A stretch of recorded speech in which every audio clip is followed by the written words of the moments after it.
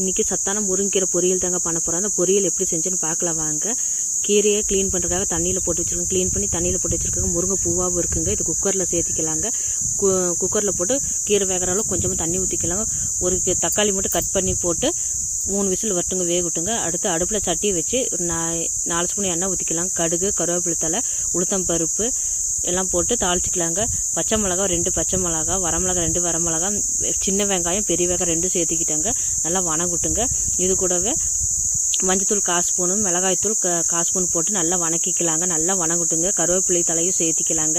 வெங்காயமாக நல்லா வணங்கி வருட்டுங்க. அடுத்து நம்ம வேக வச்ச கீரை இருக்குது பாருங்கள், முருங்கீரை நல்லா பூவாட்ட வெந்து வந்துருச்சு பாருங்கள். இதையே போட்டுக்கலாங்க. இது கூடவே உப்பு போட்டு நல்லா கிளறி விட்டுக்கலாங்க. கிளறி விட்டு நல்லா சுண்டை நல்லா வணங்கி வரட்டுங்க. இது கூடவே தேங்காய் பூ போட்டுக்கலாங்க. தேங்காய் பூ போட்டு நல்லா கிளறி விட்டுக்கலாங்க. நம்ம சுவையான முருங்கீரை பொரியல் ரெடி ஆகிடுச்சு பாருங்கள். சாதத்துக்கு தொட்டுக்கிறதுக்கு அவ்வளோ நல்லா இருக்குங்க, டேஸ்ட்டாக இருக்கும்.